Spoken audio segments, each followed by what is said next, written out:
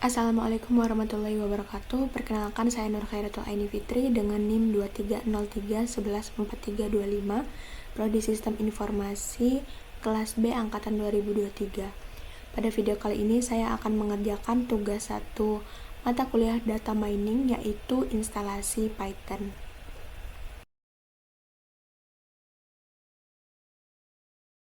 Pada video kali ini saya akan menjelaskan materi mengenai praktikum data mining pada pertemuan 1. Di sini kita akan membahas mengenai pengenalan dan instalasi Python. Python adalah bahasa pemrograman yang ditujukan untuk dilakukan programming dan termasuk dalam kategori high level programming language. Artinya, high level itu adalah mudah untuk dibaca dan dituliskan atau dilakukan oleh manusia. Nah, di sini kita lihat kegunaan dari Python bisa dalam berbagai macam masalahan seperti pengembangan aplikasi web ataupun mobile, kemudian data science dan lain-lain. Ini adalah langkah-langkah ataupun step dari instalasi Python. Ini instalasi Pythonnya. Kemudian kita akan menggunakan alat bantu yaitu Jupyter Notebook di sini. Nah, Jupyter Notebook itu ada dua syarat. Yang pertama, kita bisa langsung melalui command prompt menggunakan pip install Jupyter, pip install notebook, kemudian jalankannya itu Jupyter Notebook. Atau kita bisa melalui instalasi Anaconda. Nah, ini adalah tampilan dari web dari Python. Kemudian kita bisa download di sini, download Python. Kemudian ini adalah instalasi Jupyter Notebook. Yang pertama, kita jalankan command prompt, kita tulis pip install Jupyter, pip install notebook. Kemudian ini adalah cara yang kedua. Kita bisa kunjungi website Anaconda di sini. Kemudian kita download dulu Anacondanya, kita install. Nah, selanjutnya ketika sudah terinstall, ini untuk cara pertama di command prompt, itu kita jalankannya dengan menuliskan Jupyter Notebook di command prompt. Kalau misalkan melalui Anaconda, nanti ketika sudah berhasil install, itu akan ada Jupyter Notebook pada start di sini. Oke. Ini adalah tampilan dari Jupyter Notebook. Bisa kita tambahkan folder terlebih dahulu agar kita pekerjaannya itu terpusat dalam satu folder.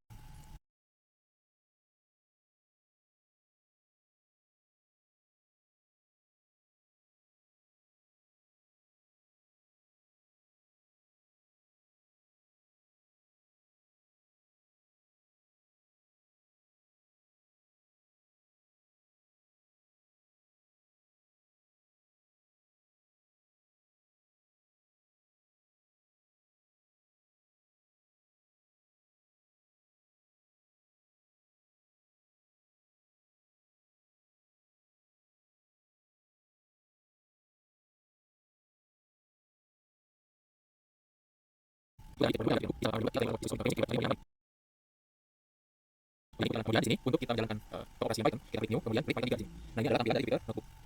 Oke, kita bahas terlebih dahulu mengenai struktur bahasa Python. Yang pertama tentu saja itu ada statement, yaitu berisi instruksi yang diberikan sampai sebagai untuk dijalankan oleh program. Kemudian ada variable, itu identifikasi yang menampung sebuah informasi. Literal itu adalah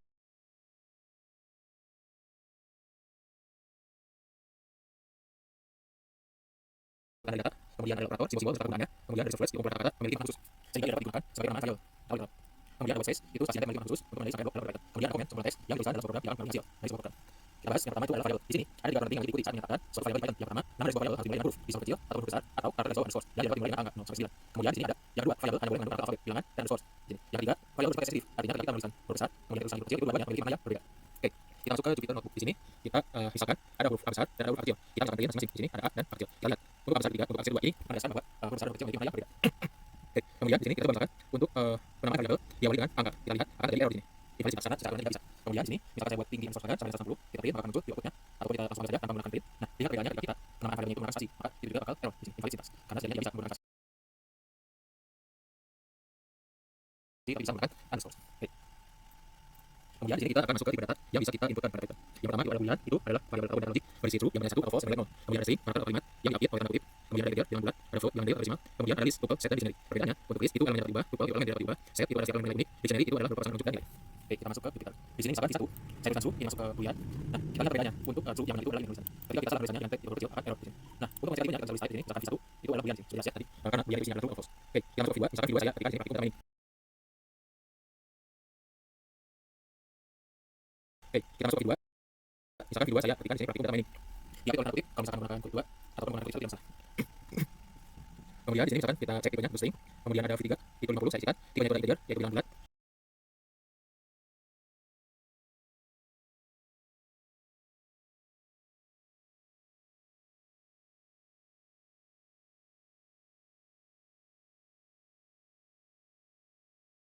Kemudian saya coba V4 di sini ada 14, tentu tipenya itu adalah float atau bilangan real, bilangan desimal. Kemudian di sini ada V5. Nah, kita lihat penggunaan kurung siku di sini, isinya adalah 1, 3, 5, 7. Kita cek tipenya yaitu menggunakan data yang bersifat list. Artinya bisa dikatakan list itu tipe data yang inputnya menggunakan kurung siku di sini. Nah, berbeda ketika kita misalkan V6 itu menggunakan kurung global, misalkan di sini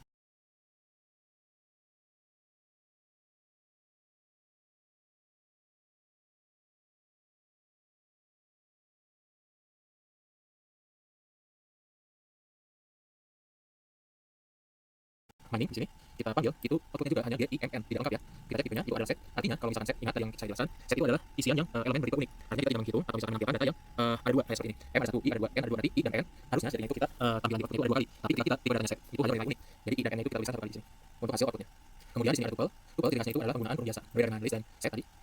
ada dictionary. Nah, kita lihat dictionary. Di sini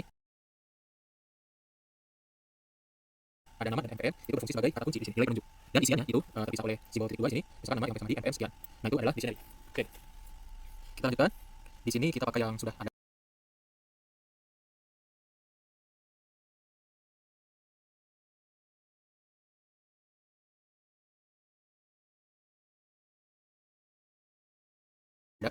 Oh ya, di sini ada V9 misalkan saya menggabungkan beberapa tipe data di sini. Ada A, ada 10, ada 3,14. Akan kata tadi string. 10 itu adalah integer, 3,14 itu adalah float. Ternyata ini bisa dihitungkan secara bersamaan dalam suatu list. Oke. Kemudian kita masuk ke list ya. Untuk list kita menggunakan V5 yang sudah tadi kita gunakan. Misalkan di sini adalah 1, 3, 5, 7. Untuk mengecek ukurannya ataupun banyaknya elemen kita bisa menggunakan len di sini. Fungsi len akan muncul 4 karena V5 itu elemennya itu ada 4. Ada 1, 3, 5, 7. Nah, kita lihat di sini untuk urutan pada Python itu diawali dengan huruf ataupun angka 0. Ketika kita memanggil elemen dari V5 kita tuliskan 0 di sini, maka akan muncul 1. Artinya 0 itu merepresentasikan atau mewakili elemen yang ke-1. Kemudian ketika kita tuliskan 3 artinya itu mewakili elemen yang ke-4. Nah, itu perbedaan dari Python dan bahasa pemrograman lainnya. Oke. Misalkan di sini V5 tadi kan di sini 1, 3, 5, 7. Kita akan merubah elemen pada V5 pada urutan yang kedua, artinya data yang ketiga, elemen yang ketiga, yang tadinya 5 itu kita ubah jadi 9 di sini. Nah, ini cara penulisannya menggunakan kurung siku sama dengan nilai yang barunya di sini. Maka nilai 5 tadi akan berubah jadi 9. Atau di sini kita bisa menambahkan elemen pada variabel yang sudah ada. Pada list di sini kita menggunakan .append. Misalkan saya tambahkan 5, misalkan angka 5 kita ingin masukkan ke V5, bisa V5 kita tuliskan dulu nama variabelnya .append. Ini adalah angkanya yang ingin kita isikan. Maka akan muncul di sini di akhir. Kemudian untuk penambahan berdasarkan urutan, misalkan kita tambahkan di urutan 0, berarti data yang pertama itu 2, angka 2. Kalau misalkan di .append itu penambahannya di akhir. Kalau misalkan .insert di sini, itu kita bisa tuliskan mau urutan berapa nih data yang ingin kita tambahkan. Misalkan urutan 0, kita tambahkan 2, itu 2-nya muncul di yang pertama atau urutannya ke 0. Nah, ini untuk variasi lainnya ketika kita tambahkan di urutan keempat huruf A, maka akan muncul di sini. Urutan keempat artinya data yang ke-5. Oke, itu penambahan elemen. Kemudian di sini ada penghapusan. Kita ingin menghapus elemen A di sini. Maka kita bisa menggunakan .remove. Kita tuliskan dulu variabelnya .remove A. Maka A yang tadi di sini maka akan tidak ada lagi di V5-nya. Itu berdasarkan isian. Kalau misalkan kita hapus berdasarkan urutan, itu bisa menggunakan .pop di sini. Misalkan tadi ada 2 yang di awal, kita hapuskan pada urutan 0, itu isiannya 2, maka di V5 tidak akan ada lagi urutan 0 itu tadi yang 2. Jadi urutan 0 sudah bergeser jadi 1. Oke. Itu untuk list. Kemudian di sini ada penggabungan list di sini. Sebentar, kita hapus. Oke, di sini ada penambahan list. Misalkan kita akan menambahkan V5 yang tadi dan V10 di sini. V10 isinya 2468. Nah, cara menggabungkan dua list ini kita bisa menggunakan operator plus di sini. Misalkan saya gabungkan dalam sebuah variabel yang namanya angka V5 tambah V10. Jadi isian dari angka itu pertama V5-nya ada dulu di sini. Di tulisan pertama dilanjutkan dengan elemen pada V10. Oke. Ini enggak. Oke, kita masuk yang kedua itu adalah tuple di sini. Tuple misalkan tadi kita gunakan yang sebelumnya itu adalah V7. Ingat tuple itu kaitannya dengan kurung biasa penulisan. Nah, cara kita mengecek banyaknya elemen atau ukurannya itu sama menggunakan len. Untuk pemanggilan data juga sama menggunakan kurung siku. Nah, di sini itu variasi dari pemanggilan elemen. Ini juga sama bisa kita pakai juga. Nah, cara bacanya di sini titik 22 kita memanggil elemen dari V7 yang urutannya itu kurang dari 2 di sini. Ingat, urutan dari Python itu mulai dari 0, 1, 2. Berarti yang kita panggil itu ini max start dan start mat. Karena urutan 2 di sini adalah constant, berarti yang kita panggil selain ataupun urutan yang kurang dari 2. Oke, itu adalah tuple. Kemudian di sini kita masuk ke set ya. Kalau set ingat itu ciri khasnya itu dari kurung kurawal. Misalkan tadi kita yang sudah ada saja V6, kita panggil ukurannya sama masih sama menggunakan len. Kemudian untuk penambahan elemen pada set itu bisa menggunakan .add di sini. Nah, di sini kita tuliskan apa yang ingin kita masukkan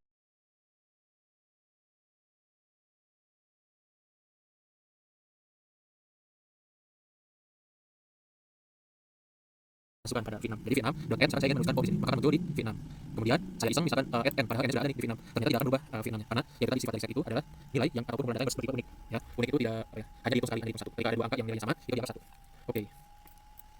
Oke, ini variasi ya. Variasi yang tadi saya hapus saja. Oke, kemudian di sini kita masuk ke data dictionary. Kita tadi sudah punya V8, itu ada nama dan ada MPM. Oke. Kita lihat di sini. Misalkan saya ingin membuat sebuah variabel di data. Kan kalau V8 itu ada satu elemennya. Di mana kalau misalkan kita ingin di ada suatu kunci ini, kata kunci, ada beberapa elemen.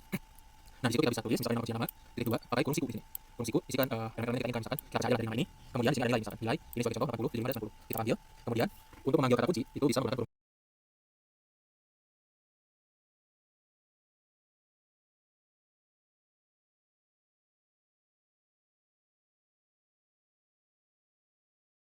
siku sama seperti tadi yang sebelumnya untuk memanggil elemen bisa menggunakan kurung siku.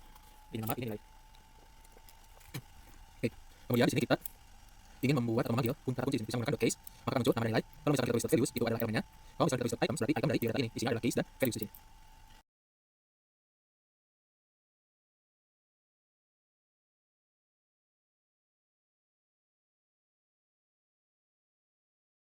Oke. Itu untuk dictionary. Kemudian kita masuk ke sebentar. Oke, kita masuk ke operator. Yang pertama itu adalah operator aritmatika. Di sini seperti biasa sama seperti mungkin software lain, penjumlahan, pengurangan, pembagian, peralihan, angkat itu menggunakan ditambah kali. Kemudian modulus itu adalah bisa dibagi menggunakan simbol persen. Oke, kita masuk di sini. Misalkan saya buat nilai A.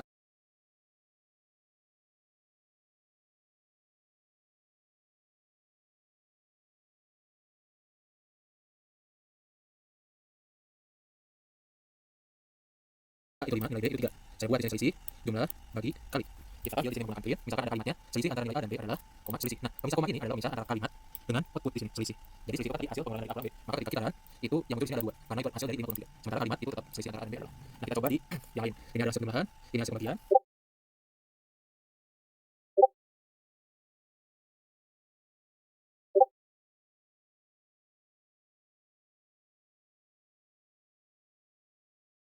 Kalau ini modulus ya, A persen B. Kalau A persen B 5 kali 3 itu kan sisa bagiannya 2 karena 1 kali 3 3, 5 kali 3 itu 2. Oke. Ini adalah variasi yang tadi sebelumnya hasil perkalian. Kemudian ini adalah pangkat. Nah, bisa juga kita tidak mendeklarasikan terlebih dahulu di sini, tapi kita langsung saja. Misalkan A pangkat 2 sama dengan, nah di sini kita langsung A, ini simbol untuk pangkat ya, operator A pangkat 2, maka saya 25 di sini. Itu untuk operator aritmatika. Kemudian di sini kita masuk ke operator logik. Ada kurang dari, lebih dari, kurang dari atau sama dengan, lebih dari atau sama dengan, itu kita bisa balik ya di sini. Kemudian tidak sama dengan, itu diikuti oleh tanda seru jawab. Kemudian ada and, or, dan not. Not itu untuk negasi. Kita masuk ke ini. Tadi kan sudah ada A dan B. Misalkan kita print A kurang B, false. Kenapa false? Karena 5 itu kalau kurang dari 3 itu salah. Yang benar adalah ini, A lebih dari B itu adalah true.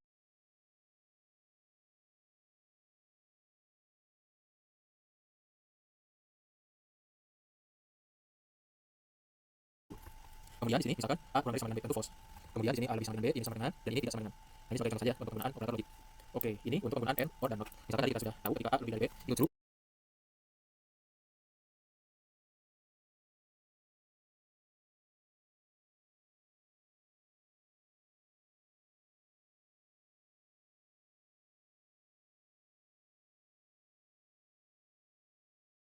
Kita coba simpan di K1, A kurang dari B itu false, kita simpan di K2. Ketika kita print K1 dan K2 itu hasilnya false. Ini sama dengan ini ya, operasi logikal ketika benar dan salah, maka hasilnya salah. Yang kedua ketika benar atau salah, maka hasilnya benar. Nah, di sini untuk not tadi kita tahu bahwa not itu menunjukkan negasi, maka ketika not K1 kalinya true, itu hasilnya ketika not K1 adalah false.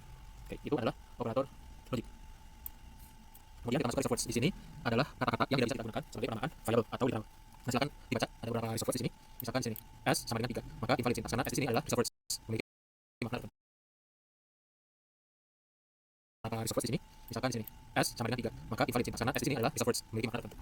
Oke, bisa coba untuk reserve words yang lainnya. Kemudian yang terakhir itu adalah komen. Komen adalah sebuah teks yang diusahakan dalam sebuah program dan tidak akan mengambil hasil dari sebuah program. Penulisannya menggunakan pagar di sini. Kegunaannya biasanya diselipkan sebagai media komunikasi dengan orang lain. Contohnya digunakan untuk memberi petunjuk mengenai isi dari statement. Oke, contohnya adalah ini.